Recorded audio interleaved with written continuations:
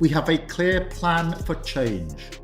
1.5 million new homes, restoring the dream of home ownership. Is obvious, but border security is equally obvious in my view, and that's why I've said we are committed to bringing down. Have you ever watched a political reputation unravel right before your eyes?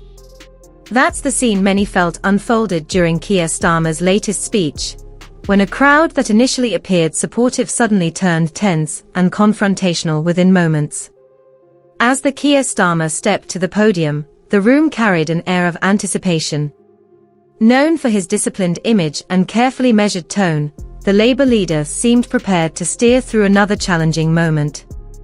But the atmosphere shifted sharply when the discussion moved to Gaza Strip.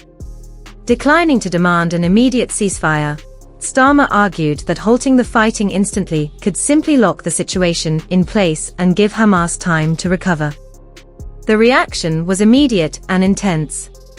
Quiet murmurs quickly escalated into loud objections, and the rising noise began to overwhelm parts of his speech, turning what should have been a standard political address into a tense flashpoint reflecting a much wider national debate.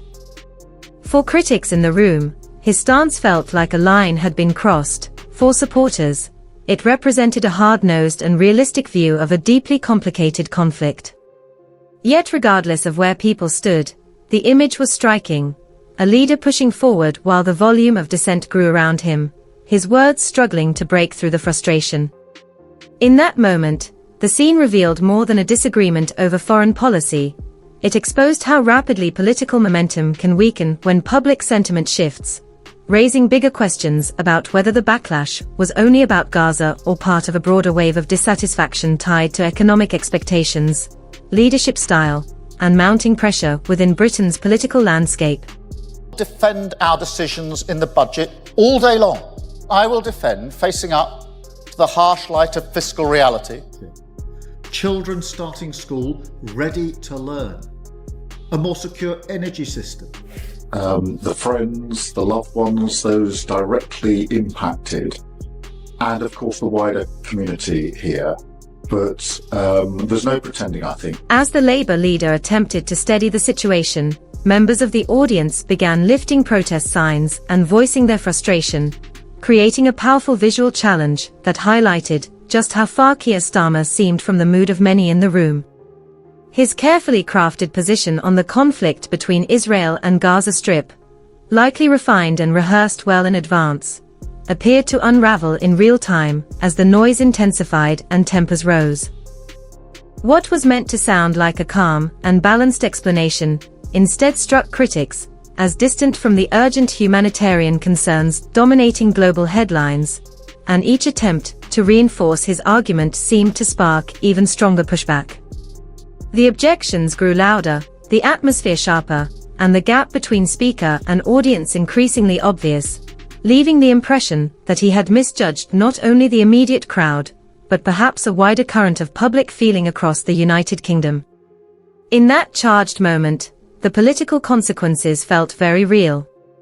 Observers began questioning how the episode might influence Labour's connection with pro-Palestinian voters, and whether the impact on his credibility could extend far beyond that hall. As events unfolded, it became clear this was not just another difficult speech. It was a stark reminder of how quickly a leader's authority can be tested when public sentiment shifts with such sudden force. Discretion reduced. Neighbourhood police tackling antisocial behaviour in every community. And more cash in your pocket. Is that because you fear failure? No, Beth, the way we've constructed this is that there are foundational things that a government must do.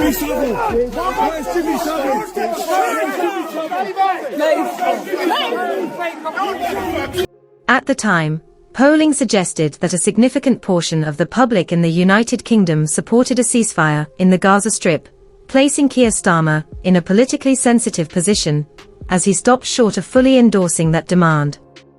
By resisting that growing call, he risked not only provoking the frustrated audience before him, but also unsettling parts of Labour Party's traditional support base.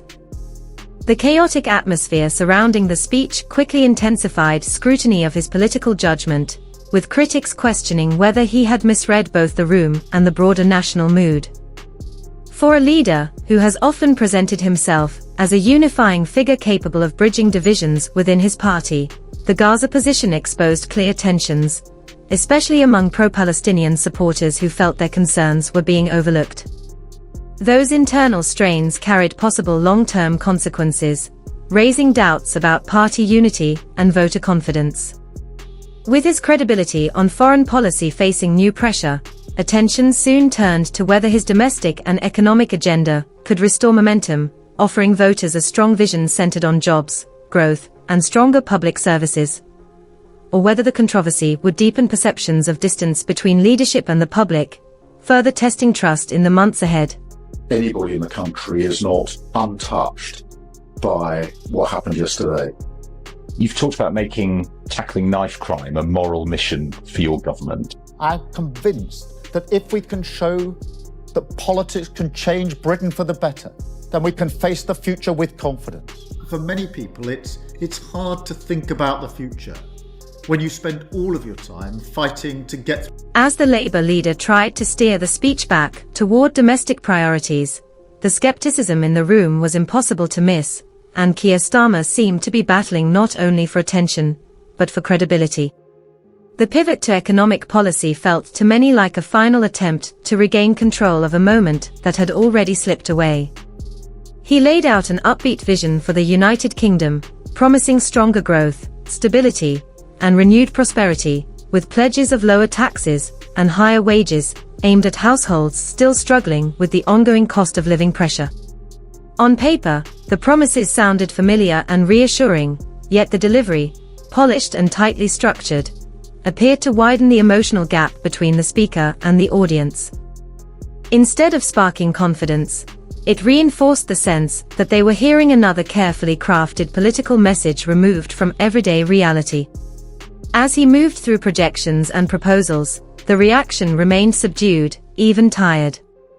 Many in the room had heard similar assurances before from leaders across the political spectrum, only to watch rising expenses, limited wage growth, and economic uncertainty continue to shape their daily lives. In that tense atmosphere, the issue went far beyond policy details. It came down to trust, and whether voters believed that this time the promises would truly translate into real change. Speak to this man, not your security. You have failed me. Thank you. I've been a Labour voter my entire life. You have failed to be the opposition. So I want to be clear, until you can look forward and believe in the promise and the prosperity of Britain again, then this government will fight for you. Has the time not come, Prime Minister, to prescribe what is so obviously a terrorist organisation? The gap between political rhetoric and everyday reality became more visible with every passing minute as Keir Starmer continued outlining his long-term economic strategy. While he spoke about future growth and structural reform across the United Kingdom, many in the audience were preoccupied with immediate worries, rent, food costs, and rising energy bills, making the divide between political messaging and daily life impossible to ignore. Tensions surged when a frustrated voice from the crowd demanded to know how many more families would struggle before meaningful action arrived, an outburst that captured the anger of people who feel promised change again and again yet rarely see it materialize. In that instant, what was meant to anchor the speech, his claim of economic credibility, seemed to lose momentum.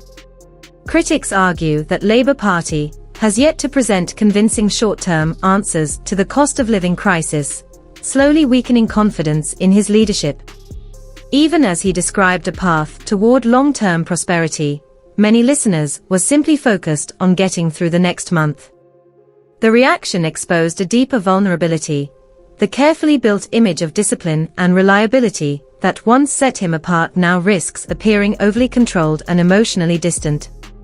As the aftermath of the speech settles, the party faces renewed internal pressure, with some members quietly questioning whether he can truly unite the base and guide Labour with strength into the next general election. Do you understand? Thousands of people have died because you have failed to do your job and ask the real question. No income tax, no national insurance, no VAT. Means that this budget raises taxes by £40 billion.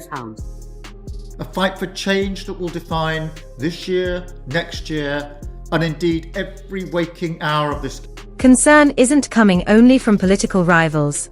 Some long-time supporters of the Labour Party say they now feel confused or disappointed by the recent positioning of Keir Starmer, particularly on issues that carry deep emotional weight within the party's base. For critics, the moment has begun to resemble a modern political Icarus tale, an ambitious leader who rose on promises of competence, discipline, and unity now encountering turbulence from several directions at once. The question echoing far beyond Westminster is whether he can mount a convincing challenge to the Conservative Party while reconnecting with working-class voters who have drifted away over the years, or whether he risks being seen as overly cautious and distant from grassroots concerns. The full impact of the speech may take time to measure, but it has undeniably intensified scrutiny over Labour's direction at a critical moment. With the next United Kingdom general election approaching, the party faces a demanding task: demonstrate unity, sharpen its message on the cost of living challenge, and rebuild trust among uncertain supporters. Whether Starmer can stabilise his leadership and present a clear, compelling vision will likely shape not only his own political future, but also Labour's chances in the contest ahead.